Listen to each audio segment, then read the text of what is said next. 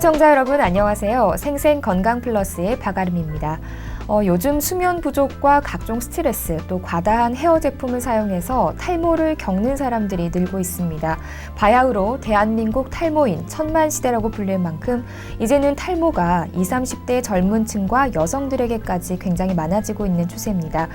실제로 예전에는요, 탈모가 시작되는 시기가 늦어서 40대가 돼서야 서서히 머리카락이 빠졌지만 최근에는 더 빨리 나타나는 추세를 보이고 있습니다.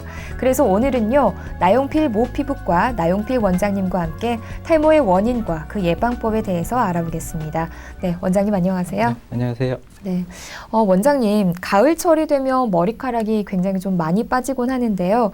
이런 증상이 누구나 겪는 증상인 건지 아니면 좀 치료가 필요한 건지 헷갈릴 때가 많거든요. 이 탈모증에 대해서 좀 자세한 설명 부탁드립니다. 예, 탈모증이란 모발이 지속적으로 많이 빠지거나 새로 날 때 점차 가늘게 성장하는 질환입니다. 네. 우리가 머리카락은 하루에도 70에서 80개 정도는 정상적으로 빠지고 또 같은 양이 또 새로 나고 있습니다.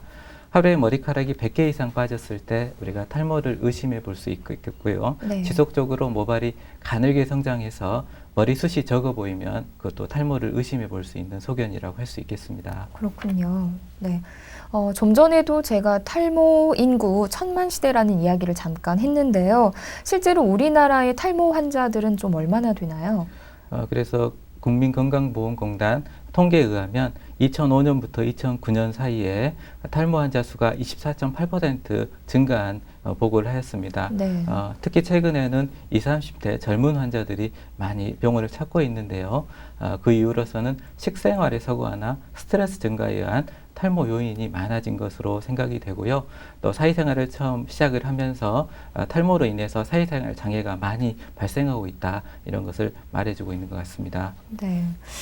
특히나 이 풍성한 머리숱은 남성에게는 동안의 상징, 또 여성에게는 아름다운 조건이라고 할 수 있을 만큼 이 머리숱 하나로 전체적인 이미지가 굉장히 달라지는데요. 그래서인지 탈모로 인한 스트레스가 굉장히 심할 것 같은데요. 어떻습니까? 탈모는 건강에 지장을 초래하지 않지만 심리적인 네. 스트레스를 유발하여 사회생활의 장애를 초래할 수 있는데요. 네.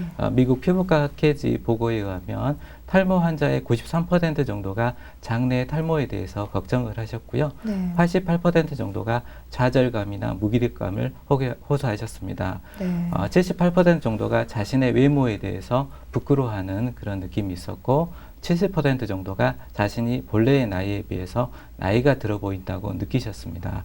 네. 생각했던 것보다 탈모로 인한 스트레스가 굉장히 심한 것 같은데요. 이렇게 탈모가 발생하는 이유는 뭔가요?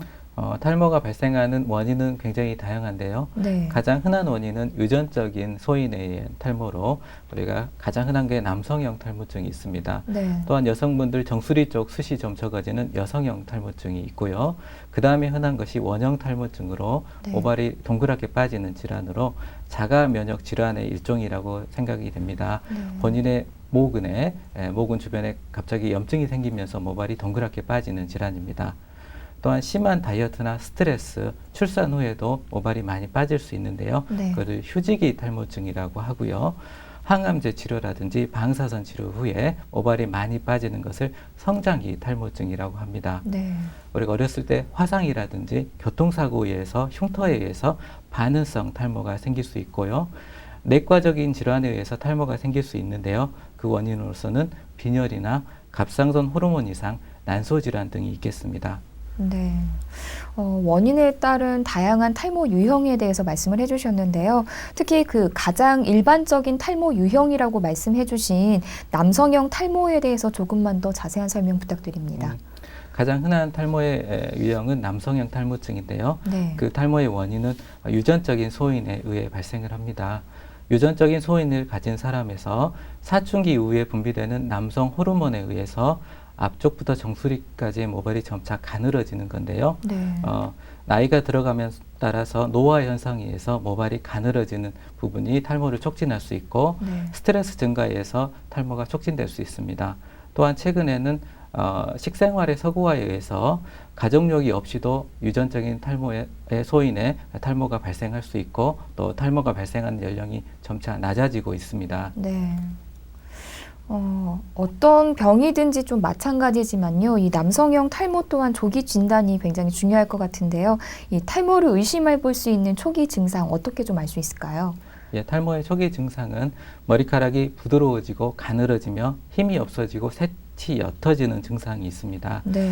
이마선이 점차 올라가게 되는데 대부분 M자 형태로 올라가게 되고요. 네. 정수리 부분의 두피가 훤히 좀 들여다 보이는 그런 증상이 있습니다. 네. 하루에 머리카락이 100개 이상 빠지면 탈모를 의심해 볼 수 있고, 모발은 감소하는데 가슴털이나 수염이 굵어지면 탈모를 의심해 볼 수 있습니다. 네. 특히 탈모 초기에 지루성 피부염 등으로 인해서 머리 밑이 가려워지거나 비듬이 심해지고 뾰루지가 많이 생기면 탈모를 의심해 볼 수 있겠습니다. 네. 이런 증상이 있으면 가능한 빨리 병원에 가서 진단을 받아봐야 될 것 같습니다. 네. 그런데 원장님, 이 탈모는 어떻게 좀 진단을 하나요? 우리 탈모는 증상을 보고 진단을 하게 되는데요. 네. 그림에서 보시면 옆머리나 뒷머리는 유지가 되면서 정수리 부분의 모발이 점차 감소하고 앞쪽 이마가 넓어지는 그런 사진이 보이는데요. 이런 형태의 탈모 진행을 보이면 우리가 남성형 탈모증이라고 진단하게 됩니다. 네. 진행 단계는 1단계는 이제 그 앞쪽 이마선이 점차 올라가게 되고요. 네. 2, 3단계에서는 점차 그 정도가 심해지고 정수리 부분의 모발이 좀 가늘어지게 됩니다. 4, 5단계에서는 그 앞쪽과 정수리 쪽 탈모가 합쳐지게 되고요. 6, 네. 7단계에서는 이렇게 옆머리나 뒷머리가 띠처럼 남아있는 그런 마지막 단계까지 진행하게 됩니다. 네. 그렇다면 이 남성용 탈모 치료 방법에는 어떤 것들이 좀 있나요? 예, 우리가 탈모 진행 단계에 따라서 치료 방법이 다소 달라지게 되는데요. 네. 탈모가 약간 진행한 초기에는 약물 치료나 모발 관리, 식생활 개선을 통해서 탈모의 진행을 예방하고 다소간의 개선을 볼 수 있습니다. 탈모가 어느 정도 진행한 중기에는 약물 치료와 함께 자가 모발 이식 수술을 통해서 많은 개선을 볼 수 있습니다. 네. 탈모가 완전히 진행한 말기에는 자가 모발 이식 수술만이 유일한 치료 방법이라고 할 수 있겠습니다. 어떠한 질병에서도 마찬가지지만 이 남성형 탈모 치료 방법에서도 약물 치료는 좀 빼놓을 수 없을 것 같은데요. 주로 어떤 치료가 좀 이루어지나요? 주로 이제 탈모 초기에 우리가 FDA 미국 식품안전청에 승인된 그런 네. 약물을 쓰게 되는데요. 두 가지가 있습니다. 네. 먹는 약으로는 피나스테리드 제제가 있고요. 바르는 약으로는 미녹시딜 제제가 있습니다. 네. 먹는 약은 하루에 하나씩 식사와 상관없이 한 번씩 복용하시게 되고요. 바르는 약은 저녁에 한 번씩 두피에 바르시게 됩니다. 네, 그렇군요. 먹는 약에 대해서 조금 이제 설명을 해주셨는데, 이 먹는 약은 어떤 효과를 좀 나타내 보이나요? 예, 도표에서 보시는 것처럼 테스토스테론이라는 게 남성 호르몬입니다. 남자 기능을 하는 호르몬인데요. 사춘기 이후에 분비가 되겠습니다. 그런데 이게 피를 타고 돌다가 모근에서는 5알파 환원 효소에 의해서 DHT, 디하이드로 테스토스테론이라는 물질로 바뀐 다음에 탈모를 일으키게 됩니다. 네. 이 DHT가 탈모를 일으키는 물질인데요. 먹는 피나스테리드 제제가 5알파 환원 효소를 억제하여서 테스토스테론의 작용을 그대로 유지하여 남자의 기능은 그대로 유지하고 탈모만을 억제하는 효과를 보이게 되겠습니다. 대부분 환자는 90% 이상에서 복용하는 중에 탈모 진행을 예방해 주게 되고요. 70% 정도에서는 모발이 굵어지는 효과도 볼 수 있게 됩니다. 약은 드시는 중에만 효과가 있으며 3개월 이상 복용하셔야지 모발이 빠진 양이 줄 수 있고요. 6개월 이상 복용하셔야지 모발이 굵어지는 효과를 보실 수 있겠습니다. 사진을 조금 더 보시면 이거는 실제로 치료한 탈모 환자 사진인데요. 먹는 치료제와 함께 모발 관리를 통해서 3개월 정도 치료하셨는데 모발이 굵어지셔서 가르마 쪽에 모발이 이렇게 상태가 좋아진 것을 보실 수 있고요. 두 번째 환자는 역시 약물 치료와 모발 관리를 통해서 4개월 정도 치료하셨는데 정수리 부분에 모발이 좀 굵어져서 호전된 모습을 보여드리고 있습니다. 요즘에는 탈모가 여성들 사이에서도 굉장히 많이 늘어나서 여성분들의 스트레스도 이만저만이 아닌데요. 여성들의 탈모가 늘어난 이유는 무엇이고 또 여성형 탈모는 남성형 탈모와 어떻게 다른지 좀 설명 부탁드리겠습니다. 예, 실제로 미국 탈모 환자의 40% 정도가 여성 환자라고 합니다. 네. 그 정도로 여성 환자분들이 많이 계신데요. 최근에 우리나라도 여성형 탈모증 환자가 많이 늘어나고 있습니다. 네. 그 원인으로서는 식생활이 좀 소거되면서 탈모가 증가되는 것으로 보이고 있고요. 네. 여성들의 사회생활 증가에 의한 스트레스 증가도 탈모 증가의 원인이 될 수 있겠습니다. 네. 여성형 탈모증은 남성형 탈모증과 다르게 완전한 탈모보다는 정수리 부분의 숱이 좀 적어지는 조금 남성형 탈모증과 좀 다른 임상 형태로 진행하게 되겠습니다. 그렇다면 이 치료에 있어서도 남성형 탈모와 여성형 탈모는 조금 차이가 있을 것 같은데요. 어떻습니까? 그래서 여성형 탈모증 환자분들에게는 아까 전에 설명드린 남성형 탈모증 치료에 사용하는 먹는 약이 효과가 거의 없으므로 네. 다르는 미녹시딜 제제를 꾸준하게 사용하시라고 합니다. 네. 또한 탈모에 영향을 줄 수 있는 스트레스라든지 심한 다이어트 등을 조금 하지 않으시도록 하시고요. 병원에서 치료하는 모낭 재생 관리와 메조테라피 등을 통해서 모발을 좀 굵게 만들 수가 있습니다. 네. 또한 탈모가 어느 정도 진행한 경우는 자가 모발 이식 수술을 통해서 많은 개선을 볼 수 있습니다. 네. 그렇군요. 그렇다면 이 사진을 조금 볼 수 있을까요? 그래서 이제 사진을 좀 보시면 네. 이분은 이제 약물 치료, 바르는 미녹시딜과 모발 관리를 통해서 한 3개월 정도 치료하신 분인데요. 정수리 부분에 모발이 좀 굵어지는 사진을 보여드리고 있고요. 네. 다음 환자분은 탈모가 좀 많이 진행하셔서 자가 모발 이식 수술을 통해서 모발 수술 좀 더 늘려드린 분인데 많은 개선을 볼 수 있습니다. 네. 이렇게 좀 탈모가 많이 진행된 경우에는 탈모 그 모발 이식 수술이 도움이 된다고 조금 전에 말씀을 해주셨는데요. 모발 이식 수술에 대해서도 좀 설명을 부탁드리겠습니다. 네, 자가 모발 이식 수술은 자신의 모발을 이용해서 앞쪽 탈모가 진행된 부분에 심어주는 수술인데요. 네. 모발 이식 수술의 역사는 1934년부터 시작이 됩니다. 1959년 미국의 피부과 의사인 오렌 트라이가 뒷 머리카락을 이식하면 앞쪽에서도 탈모가 진행하지 않는다는 공요부 우성의 원리를 정립하면서 탈모 치료가 많이 발전을 하였고요. 네. 우리나라에서는 1992년 경북대 김정철 교수님이 모낭군 이식술을 동양인에 맞는 탈모 수술법으로 발표를 하시면서 비약적인 발전을 거두게 되었습니다. 네. 원장님 말씀을 들어보니까요, 이 모발 이식 수술에도 굉장히 다양한 방법이 있는 것 같은데요. 어떤 방법들이 조금 있나요?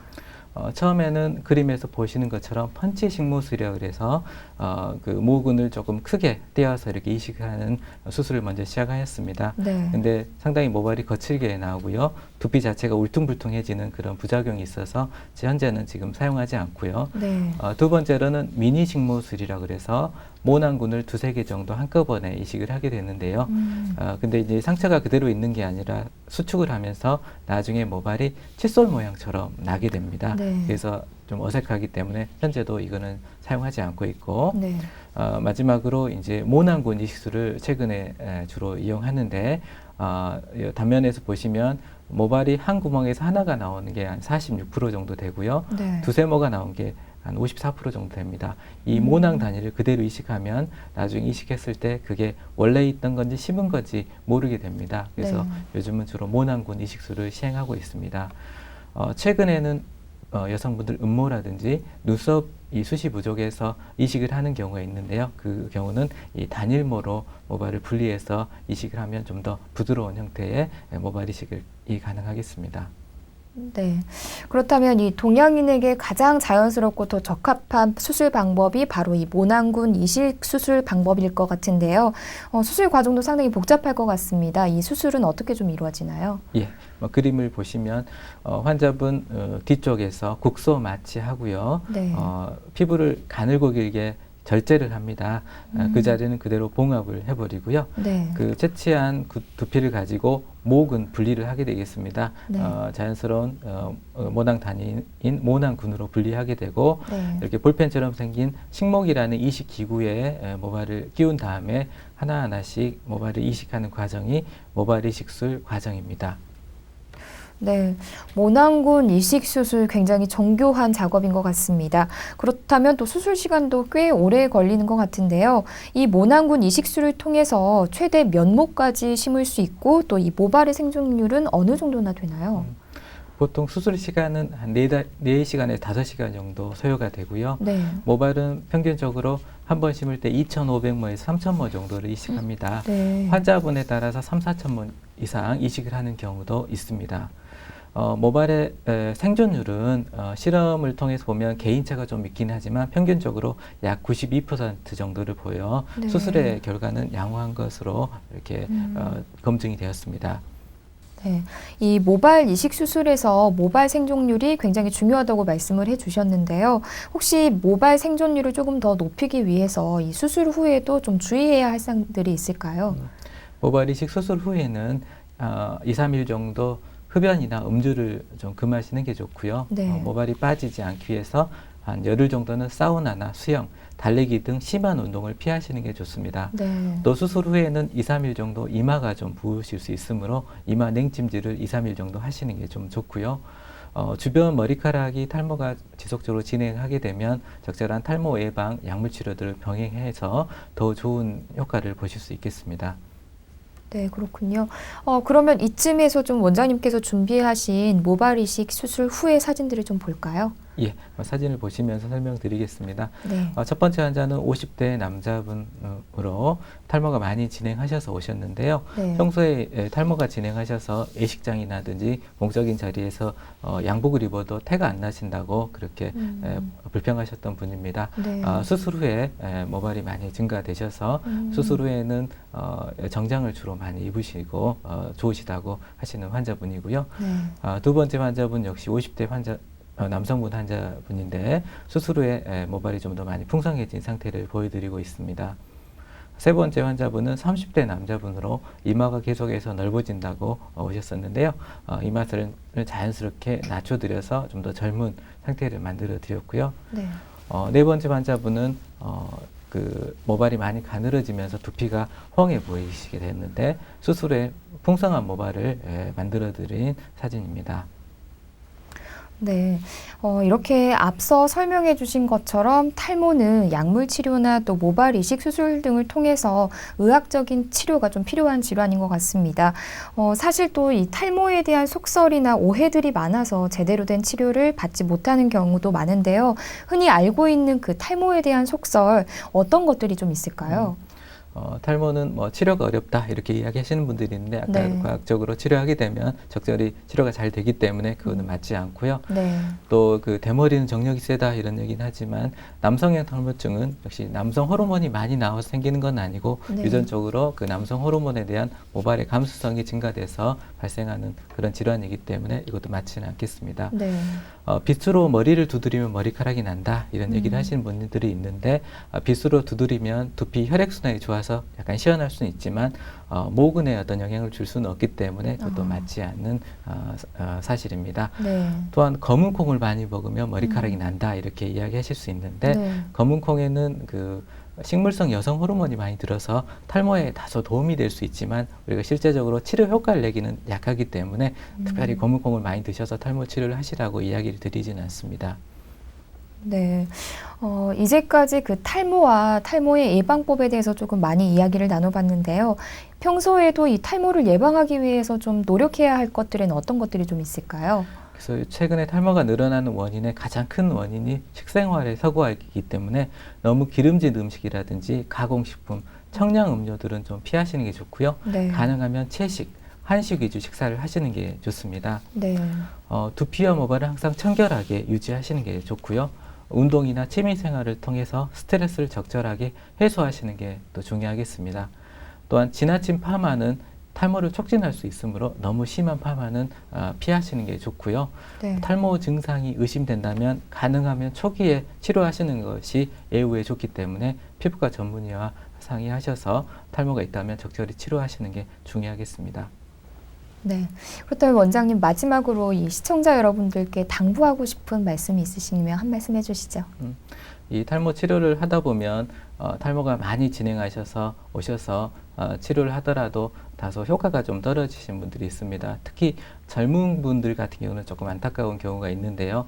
탈모는 초기에 치료하고 예방했을 때 적절한 효과를 볼 수 있고 또 그로 인한 사회생활 장애를 줄이고 삶의 질을 향상시킬 수 있으므로 탈모가 의심된다면 전문의를 찾아서 적절하게 치료하시고요. 너무 혼자 걱정하시는 것보다 전문가를 찾아서 치료하신다면 좀 더 좋은 상태를 만드실 수 있겠습니다. 네. 원장님 오늘 말씀 감사합니다. 네, 감사합니다. 네. 오늘 생생건강플러스에서는 나용필 원장님과 함께 탈모의 원인과 그 치료법에 대해서 알아봤는데요. 우리의 두피와 모발은 오랜 시간 자외선에 노출돼 있음에도 불구하고 다른 신체 부위보다 신경을 못 쓰는 게 사실인데요.